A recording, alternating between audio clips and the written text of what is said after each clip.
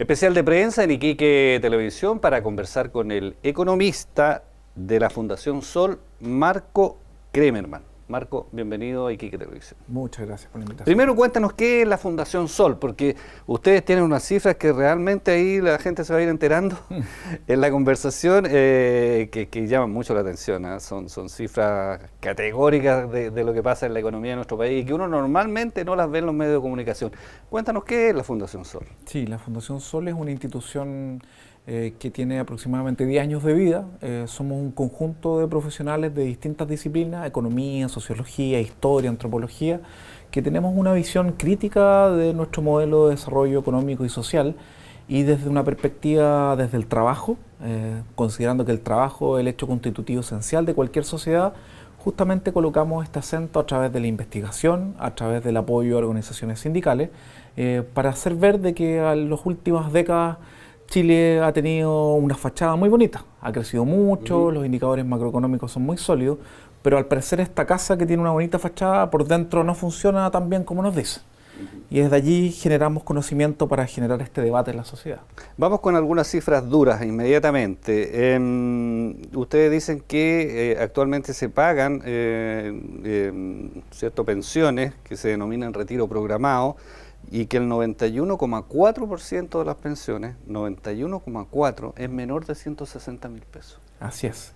En el fondo, hoy día las AFP y las compañías de seguro, nuestro sistema privado mal llamado de pensiones, porque es solo un sistema de ahorro privado individual obligatorio, está pagando distintos tipos de pensiones, ¿no? De invalidez, sobrevivencia, vejez, y la más masiva es la de vejez, cuando las personas cumplen la edad legal y dejan sus plata en las AFP. Eso se llama el retiro programado.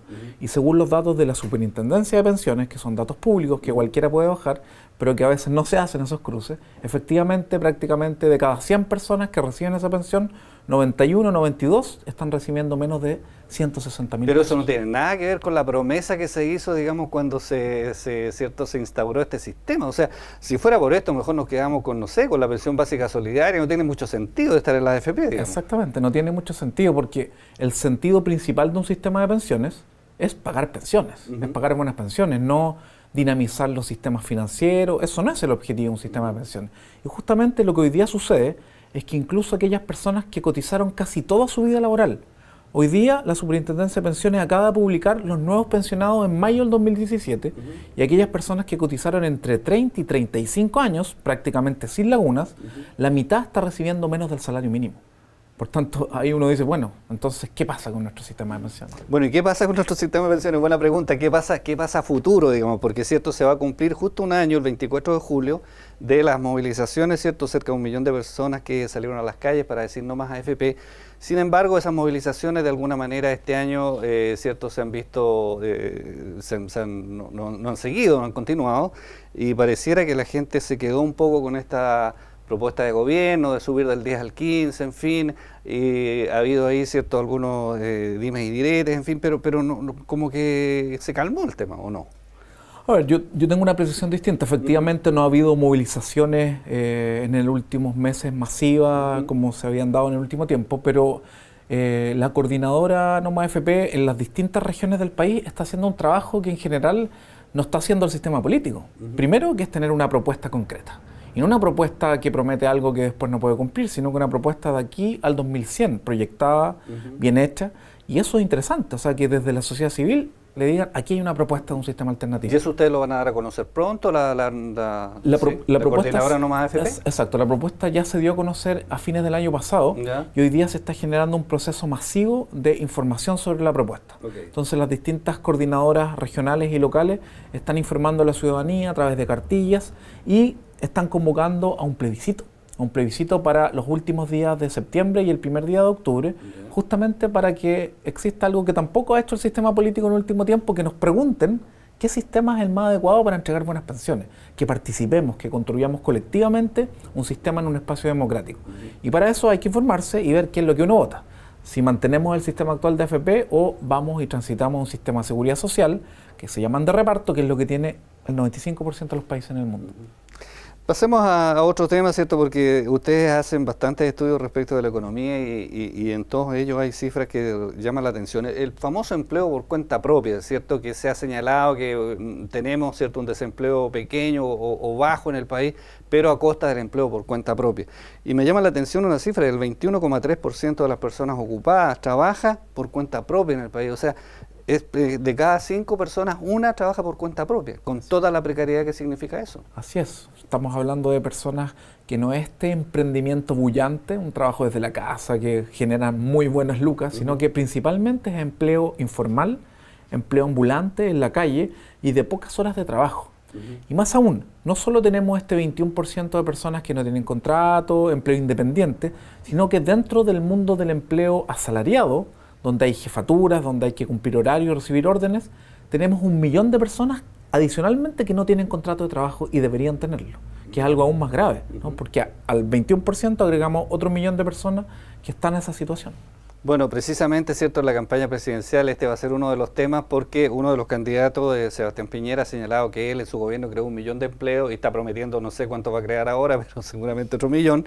Y la gente no sé si dan los números como para crear 1 millón de empleos, de buenos empleos, digamos, no de empleos precarios. Es que esa es la gran discusión. En el fondo, o tratamos el tema del empleo de manera tipo farándula, vale decir, creemos empleo y ahí vemos cómo llegamos a la meta, o analizamos el tipo de empleos que se han creado. De hecho, en el gobierno de Sebastián Piñera efectivamente se crearon casi 1 millón de empleos, pero el 65% correspondía a empleos tercerizados, vale decir subcontrato o suministro de trabajadores, que son empleos mucho más precarios que empleos directos.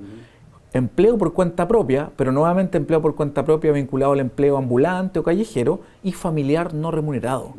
Entonces son conceptos con alto nivel de precariedad y esos no son los tipos de empleo que Chile requiere para desarrollar su economía.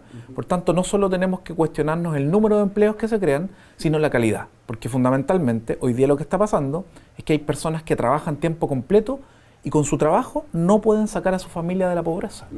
¿Y cómo se pone coto a esta situación? Porque, cierto, los empresarios señalan que no pueden pagar mejores salarios, cierto, que de alguna manera se va a producir cesantías, si se sube el salario mínimo, en fin, si se mejoran las condiciones, ellos van a tener que, entre comillas, cierto, verse obligados a prescindir de los trabajadores. Y te lo pregunto porque ustedes también entregan cifras aquí, dice el año 2016 la utilidad de las casi 600 empresas que reportaron sus datos a la Superintendencia de Valores, aumentaron su utilidad en un 37%. Así es, o sea, en pleno año de desaceleración, vale decir creciendo poco, menos del 2%, la mayoría de las empresas en Chile, sobre todo las grandes empresas, aumentando su utilidad no en 1%, sino en más de 30%. Entonces, claro, el país, dicen ustedes, creció el 1,6% en circunstancias que ellos crecieron en un 37% en utilidad. Exactamente. ¿Y cómo se condice cuando ellos dicen, bueno, no podemos mejorar los salarios porque se nos va a desarmar la empresa? Esa es la contradicción. En el fondo, estas amenazas permanentes de que en Chile no se puede tocar nada, si no se va a producir el caos, cuando vemos estos niveles de utilidad, parece ser una falsa amenaza. Y eso se puede graficar de una manera bien simple. Hoy día, por ejemplo, el salario mínimo acaba de subir a 270.000 pesos, que es un salario bruto. Descontando las cotizaciones nos quedan 216.000 pesos líquidos, ¿no? Ese salario mínimo no permite satisfacer las condiciones mínimas para Chile y no permite reproducirse en Chile. Entonces aquí hay una incoherencia. Los salarios que se están pagando en Chile no permiten vivir en Chile. Por tanto, lo primero que tenemos que hacer es ajustarnos al costo de vida nacional. Eso es lo mínimo que tiene que hacer cualquier economía del mundo.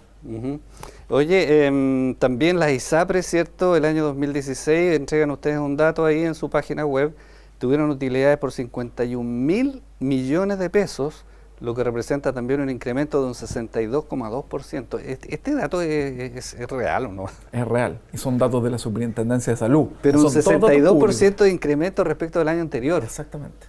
Eso es. Y lo mismo para las AFP, que el primer trimestre del 2017 aumentaron 42% su utilidad en relación al 2016, y todos estos datos son de organismos públicos, o sea, son datos que todos vamos a llegar a los mismos datos, no es que la Fundación Sol tenga sus propios datos. Entonces son las instituciones públicas que informan estos datos y nos reportan cada 3 meses.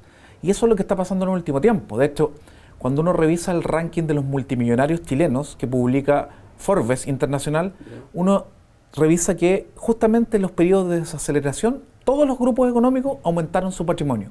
O sea, se hicieron más ricos que en momentos donde se estaba creciendo más. Uh-huh. Pasemos ahora a otro tema, ¿cierto? La educación superior. Se cumplió ampliamente la promesa del aumento del acceso a la educación, que en el año 2005 era de una matrícula total de 663.000 alumnos, se pasó al año 2016, o sea, 10 años después, a 1.247.000 alumnos, pero son unas pocas instituciones, dice, las que han recibido el 67% de los recursos que entrega el Estado a través del CAE. 2,8 billones de pesos. Billones son millones de millones. Millones de millones, exactamente. O sea, este es un negocio, pero espectacular, digamos. O sea, yo me instalo con una institución de educación superior, ¿cierto? Y reúno los requisitos, en fin, y tengo unas, entre comillas, lucas seguras que el Estado me va a pasar.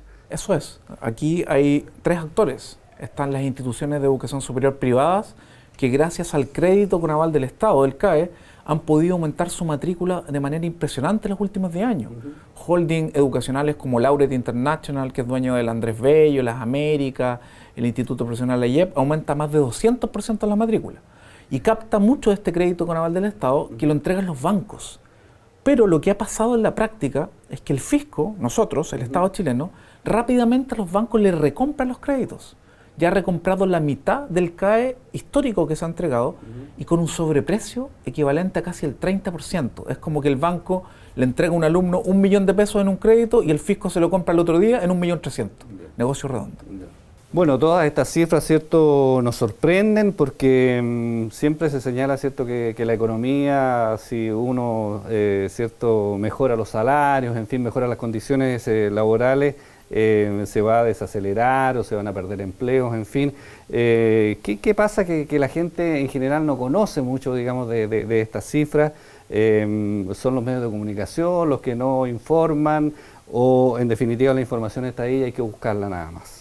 Yo creo que es un conjunto de cosas. En general, Chile se ha caracterizado por tratar de vender al mundo una imagen de un país muy sólido, que funciona muy bien, y echar la basura debajo de la alfombra, no hacernos cargo de nuestros enormes problemas de desigualdad, de vulnerabilidad, de precariedad, de bajos salarios, bajas pensiones, siendo que la información está disponible, pero hay que procesarla, ¿no? O sea, hay mucha información disponible y que tanto los medios de comunicación en algunos casos como las propias autoridades no nos cuentan la historia completa, ¿no? Y es momento de que esa historia aparezca de manera completa, porque si no, dado que no la conocemos y no la estamos socializando, en un momento nos puede explotar en la cara. De hecho, por ejemplo, el tema del endeudamiento, 11.300.000 personas endeudadas en Chile, es una burbuja que está generándose y que puede traernos consecuencias muy complejas. ¿Y la clase política? ¿Sientes tú que toma estos datos, los miran de reojo, los miran con desconfianza quizá?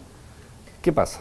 Yo creo que los mira con miedo, ¿no? Porque finalmente estos datos es un reflejo del trabajo político que se ha hecho en las últimas décadas. Y estos datos es una consecuencia de esas malas decisiones o de esa basura que se ha echado debajo de la alfombra y por tanto sería reconocer ese problema. Y en general el sistema político lo que menos hace es tener autocrítica.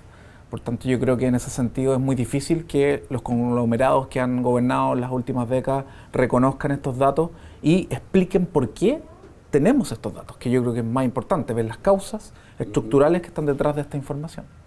Bueno, Marco, queremos agradecerte que nos hayas acompañado en esta entrevista y por supuesto decirle, ¿cierto?, a nuestros televidentes que ustedes tienen una página web, Fundación Sol, donde están todos estos estudios, ¿cierto?, con bastante detalle y se puede, ¿cierto?, conocer, digamos, un poco el lado B quizás de la economía que no es la oficial. Muchas gracias por acompañarnos en esta entrevista. Muchas gracias a ustedes.